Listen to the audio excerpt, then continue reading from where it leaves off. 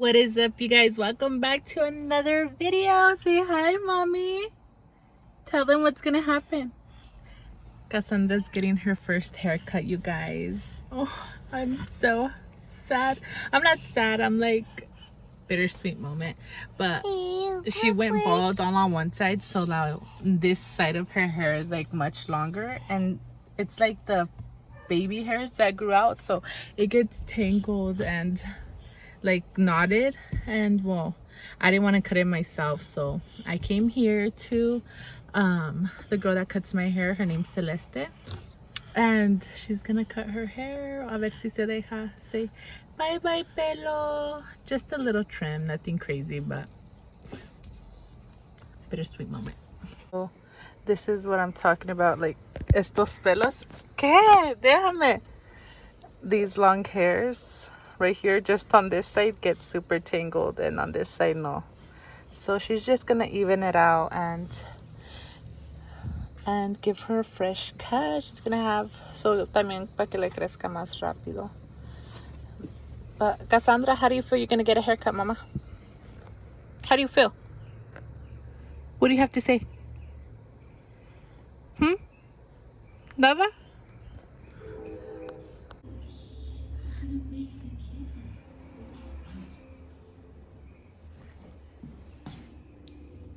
Put that pointy little finger away.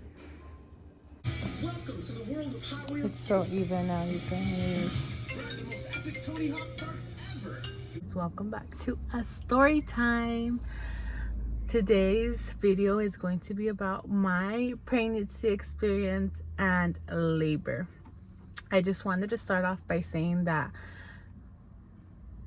not everyone's labor is the same. Not everything happens to everyone. Everyone goes through a different experience, and this was just mine, and you guys wanted me to share it with you guys, so here I am making a video. To start off, I want to say that it wasn't the best pregnancy, that you guys shouldn't get scared, because like I said, it's not the same for everyone. But my baby is about to be 1 year old on November, and it has been the craziest, amazing life experience that anyone can have. Let's start off by me not knowing when I was pregnant. When I found out, I was already 8 weeks, which is practically 2 months already, and I was not taking care of myself. I didn't know. I was drinking, I was moving things around all crazy. I wasn't supposed to, but I was doing all that. But I found out, and automatically the next week I was getting oscles, and I didn't have not one symptom of what the heck during those 8 weeks. I did not have not one symptom, nothing. Oh, but when I found out the next weekend, I started throwing up. Automatically oscles to the max until I was 5 months pregnant. So I had oscles and vomito for 5 months of my pregnancy, and towards the end, because I had the worst acid reflux. It was to the max. I was practically only eating Tums all day, every day, 24/7. But other than that, everything was so good. Like after my second trimester was over, I started feeling so much better until the last 4 weeks of my pregnancy. I was over it, and then when I hit 30 weeks actually, Cassandra wanted to come out sooner, which was like a big no-no, because I was only 30 weeks. She was still really small. She still had 10 more weeks to cook in that oven. So I got put on bed rest, and they gave me steroids. They injected me with steroids, and that helped. I had to get 2 shots of steroids during that time, the next 2 weeks. So that helped her stay. And so after that little scare, I actually had to get a membrane sweep on my 39th week of being pregnant. She did not want to come out, you guys. I was doing everything. I was dilating actually, and no sign of her. I was so over it. So I'm like, girl, first you scared me that you didn't want to come out. Now you don't want to come out. I mean, you scared me that you wanted to come out sooner and now you don't want to come out. Make it make sense. So, dude, I was literally squatting, doing the SBCC stadium stairs. I was going up and down all of the stairs, nothing. I was doing the curbside walk. I was doing yoga.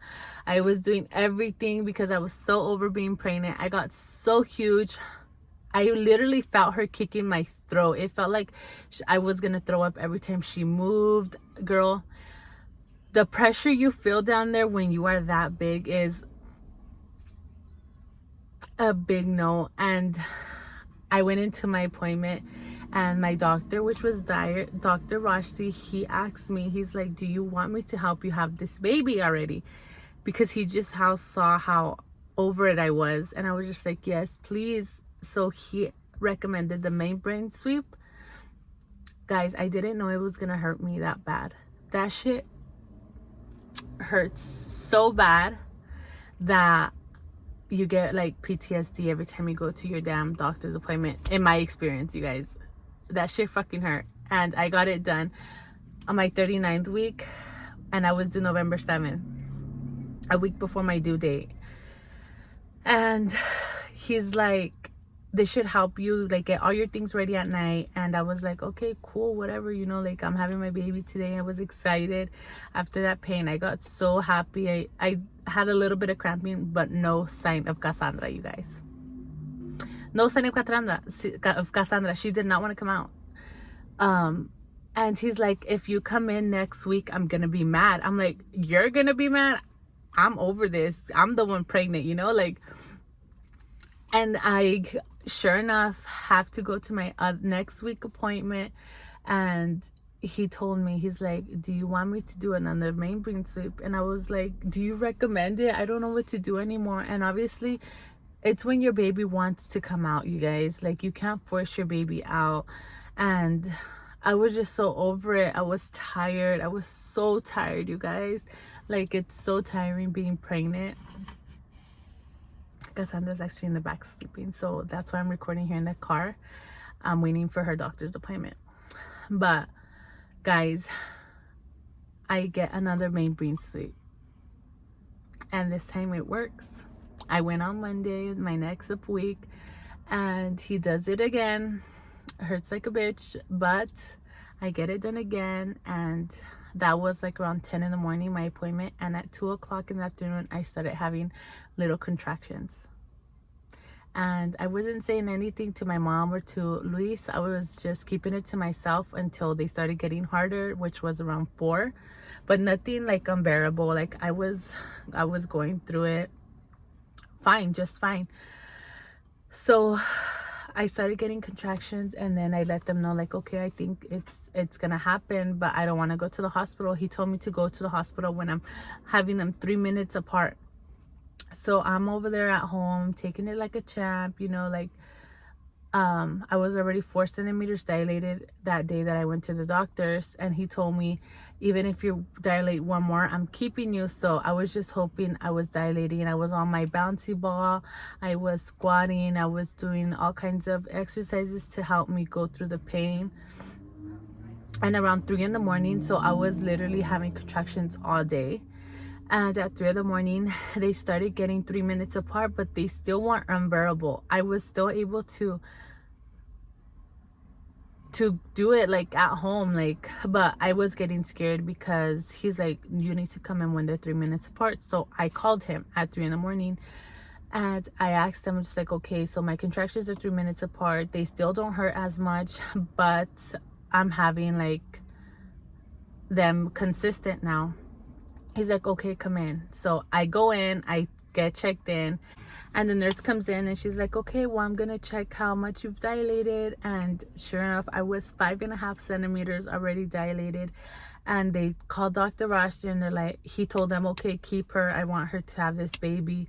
And so I got settled in. I started getting like this excitement that I wasn't even scared. I wasn't worried. I was nothing. I was just so excited to have my baby. Like these contractions felt like nothing to me, you know, like, and they were telling me like, oh my God, you're doing so good for being 5 centimeters dilated. And I was like, well, I don't know how they're supposed to feel, how bad they're supposed to get, but I felt like I was being the baddest bee out there, you know, like going through these contractions. Spoke too fucking soon. He goes in and he's like, well, I'm breaking your water. And he breaks my water, you guys. And after he broke my water, oh my God, I was like 6.5 centimeters dilated, and I opened to 7 and I got stuck. I got stuck for hours at 7. I was going through the worst pain I can ever experience. Not to scare anyone, but guys, you guys have to know if you want to have kids, you know, like no one told me that things can happen. I got an infection when he popped my water. So I had an infection that led to a 104 fever. I got a fever. I started shaking. I started feeling like I had to throw up. Like I was just so bad, and I wasn't dilating anymore. So they gave me Pitocin, supposedly to help with the contractions and help me dilate faster, but that didn't work either. So I was at 7 from like 3 in the afternoon. No, even sooner, until like 6 en la tarde, ya era bien tarde. And I was like, give me the epidural. I cannot do this anymore. Like I need help. Like I can't do it. Like I started getting so. We're taking a little story time break. Cassandra has an appointment. She's just getting checked because she's been having a cough for over a month and it doesn't want to go away. Cassandra, how do you feel with that you have a cough? You don't care? Girl, you can't even breathe at night sometimes. ¿Te gusta el topper? Oh, you know. They like the randomest things, you guys. Crazy girl. Okay, you guys, I'm back from Cassandra's appointment. But I left off the saying that I had an infection and I had a fever, guys. It got so bad. I got stuck at 7, and then after that, I asked for the epidural. I couldn't do it anymore. Luis was helping me so much by not getting it. Like he was the best support system I could ever imagine. Like I didn't expect him to, like, obviously you expect your partner to help you, but not like so much as he did. Like he was the best. And he kept telling me, he's like, no amor, like ya casi acabas, like you can do it, like respira, and like all those things he was telling me. But there just comes to a point where you know you can't go any longer. Like I was exhausted. I was already in labor from 3 in the morning to 3 in the afternoon. That's already 12 hours. And then it was 6 o'clock and I got the epidural.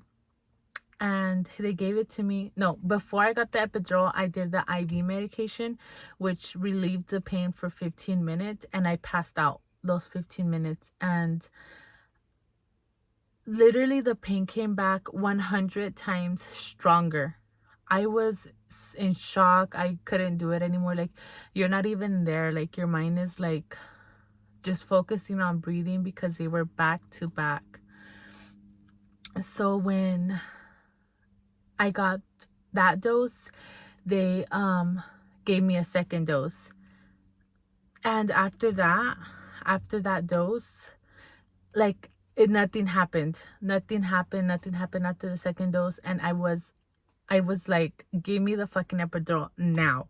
I was like, please give me the epidural. Like I can't do it anymore. And like the nurses were so nice. They were so helpful. Like they motivate you so much. At least mine were. Guys, they were so nice. Like they're like, you're the only one that doesn't have the epidural. You're doing an amazing job for 7. But they also got that I was stuck at 7 for hours. Like, my body couldn't do it anymore. I was just handling the pain. Before I got that epidural, they recommended me to get into the tub. So that's what I did. Luis helped me get in the tub, and I was just dealing with my contractions there, guys, but it didn't help me. Like, it felt like I had to poop 24/7. This video is TMI, guys. TMI. Like, it felt like I had to poop, and I told them just like, guys, I need to go to the restroom. And like, they told me, okay, just sit down, just don't push all crazy. If nothing comes out, it's just baby pushing pressure down there. And I would use the restroom. But like, she was causing me to have like that feeling 24/7. And they didn't want me using the restroom anymore. So I was like, what am I going to do? Then give me the epidural. And they gave me the epidural, guys, and it didn't work. After like 5 minutes of me not feeling pain, I got the worst pain all on the right side of my body from head to fucking toe. Like, it was so bad. Like, it didn't work. And I was just, at that point, I started crying. Like, I was so like desesperada del dolor. And mind you, I had the fever. I didn't feel good. Sentía que ya me vomitaba. I just didn't feel it anymore. I was like, no. I told Luis, háblale a la enfermera que yo estoy sintiendo todo. Like, this is like terrible, you guys. Like, it was horrible. And after the lady came in, she's like, well, did you push they have like the little button for you to get more? I'm like, yes, I've been pushing that. I was like pushing it and nothing happened. I feel everything. And the epidural people came in. And they're like, oh yeah, she gave it to you too high up. So that's why you feel everything. And on my back now, you see the first epidural shot like super high than what it was supposed to be. And then he asked me, do you want me to mess around with it and try to fix it? Like, to wiggle it around? Like, that's super dangerous, you guys. I can become paralyzed. Or do you want me to inject you a new one? Because at this point, you're going to feel everything. And at that point, guys, Luis started crying. Like, he saw how much pain I was in. Like, he couldn't help me. Like, his words were only like, can do so much. And he was all desesperado, like, seeing me like that. And when I told him just like, yes, please give me the second epidural. I don't want you messing around with my back. Like, it's already bad as it is. Like, I couldn't stay still because my contractions were literally every 45 seconds to a minute apart. And they came in, and right away they gave me the second one. And I just look like, they put you down and you're like bending, and I can just like see Luis like that, like trying to not cry. But he like tells me, I don't know how you did it. Like, he like sees me like as this like hero, you know. And we talk about it all the time, and he tells me all the time, he's like, no pasaste por mucho. So they gave me that epidural, guys, and after the epidural, I couldn't stop shaking. I felt like so cold, and it was my fever. I had a fever of 104. And I couldn't stop shaking. I was just so cold. And the nurses were trying to calm my fever down. They were like putting rags. They were just giving me things to like help my fever. And then, well, I got the epidural, so I couldn't move. So I was just shaking like in one corner, like all crazy. So after that, guys, it was like 9 already, and I opened up to 9 centimeters. And then within the hour, Cassandra was born at 9:59 p.m. at night. And I told my nurse, I'm like, I feel like I have to use the restroom again. Like, and I remember watching on other YouTubers videos, like labor videos, because the whole pregnancy I would have watched labor videos. They would say, it feels like you have to use the restroom. It feels like you have to use the restroom. And I told Lisa, I'm like, oh my God, siento que me voy a hacer del baño. And they checked me, and they're like, oh yeah, you're ready. Like, you're ready to push. And the enfermera, she left and then came back. And she's like, Dr. Rashti wants me to do a practice push with you, because I didn't go to any of the classes that he recommended me to go to for pushing. And she flips me over and they put me on my back and they're like, okay, just grab your legs and pull them back and give me a push. So I do that and she's like, no, stop, you're pushing and your baby's gonna come out and Dr. Rashid's not in the hospital, you have to wait. So I was like literally feeling like I had to poop this baby out, like it felt like I had to use the restroom. And they make me stop, they put me on my side and they like cross my legs over so that there's no way of her coming out, I guess. And I was just telling Luis, I'm like, oh my God, ojalá no se tarde porque I have to push. Like, I have to push. It feels so terrible, like, having all that pressure there. And, yeah, Dr. Rashti came in within, like, the 5 to 10 minutes. And he tells me, he's like, okay, it's time to push. Guys, I pushed, like, three times. And then on the 4th try, she was out. Cassandra was out. And... I want to cry because she's already turning 1. Cassandra was out and he literally tells me, they put her on me, like they right away, they put the baby on you. And I started feeling super dizzy. And I told Luis, he was FaceTiming my family. And well, I was like kind of there and kind of wasn't there. Like I was just like touching the baby and I felt dizzy. And I told them just like, can you guys please get her because I feel like I'm going to pass out. And they're like, you feel like you're passing out, like you're gonna pass out? And then Dr. Rashi, she's like, yeah, she's bleeding a lot. And everything happened so fast, you guys, that they grabbed the baby. Luis went with the baby in the same room, right? And Luis said that they put a bag under me. Like, obviously they put a bag under you to like, for everything that falls out, and that there was just sangre coming and coming. Like he said, no estoy ni exagerando, like salía sangre bien mucho. And the ladies, they were just like, oh, just stay awake, like, you know, they have to stay calm.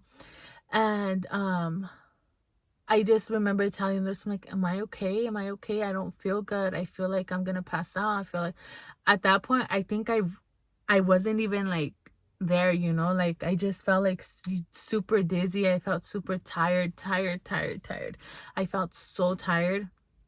And they wouldn't tell me anything. And obviously I was just laying there. And I remember Luis coming back and he was just touching my head and he's like, estás bien?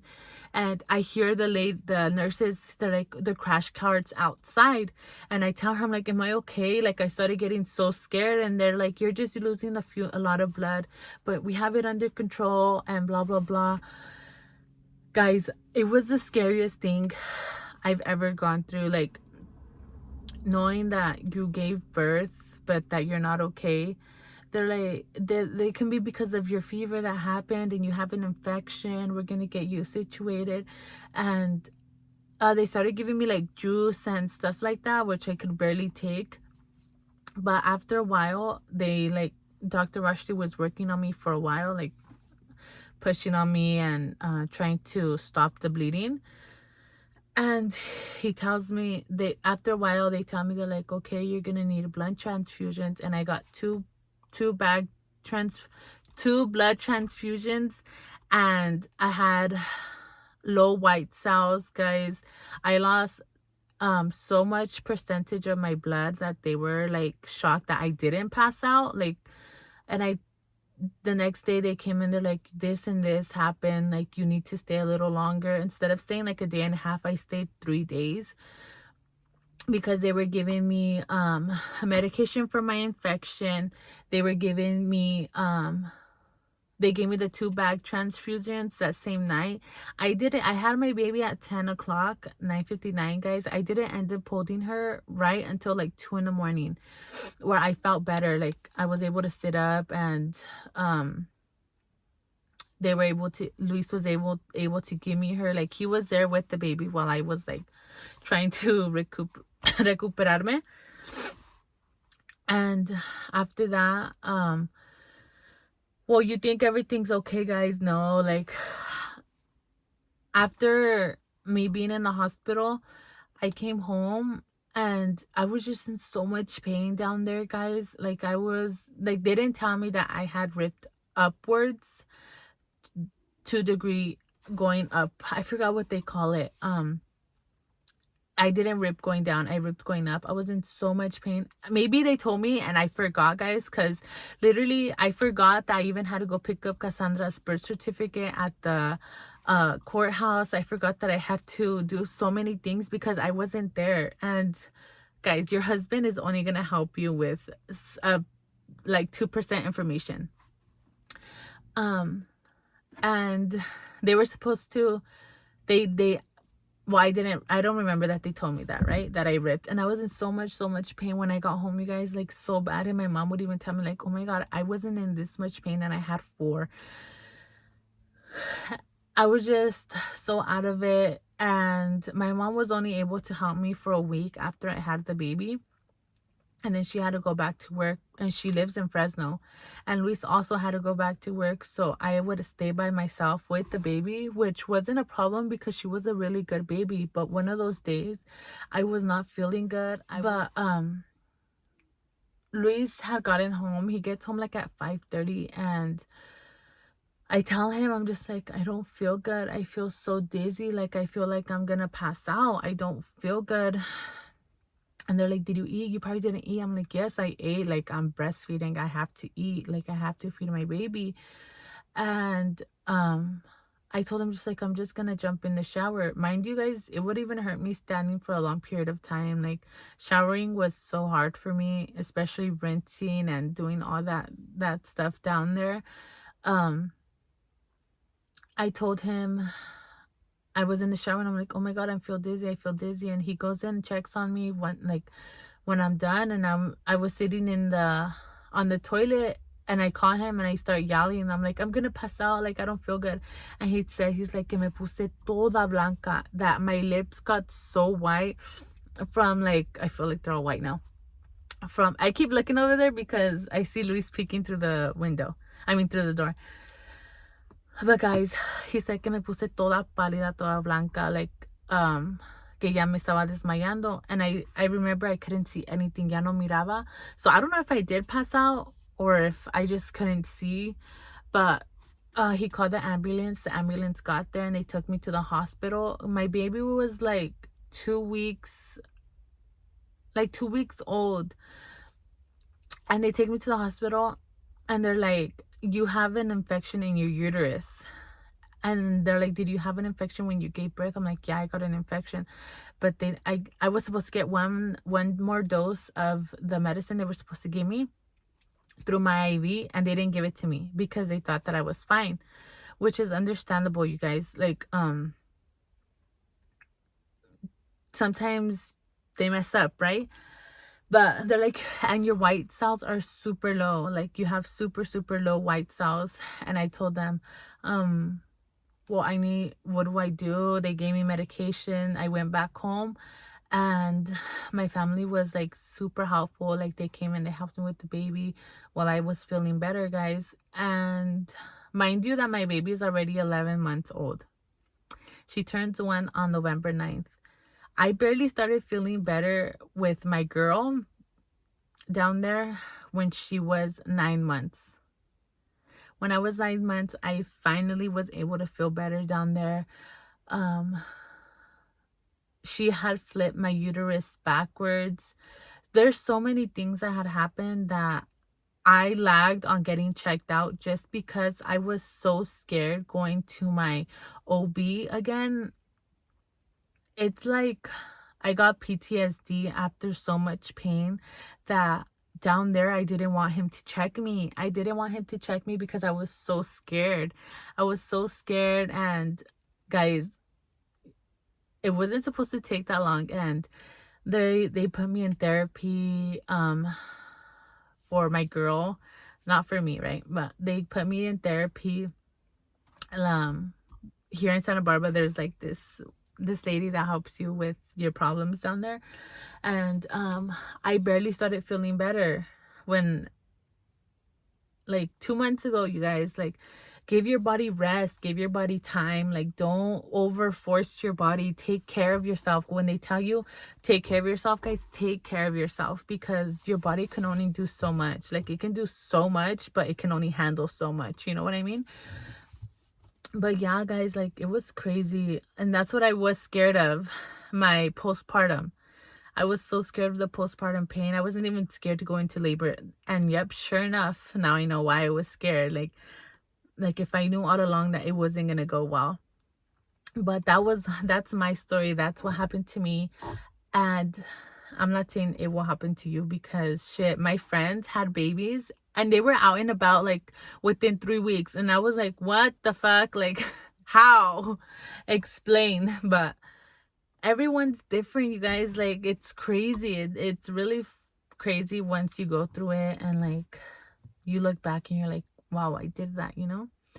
But I posted on Instagram to ask me questions, and I got questions about how long I pushed, how long and that.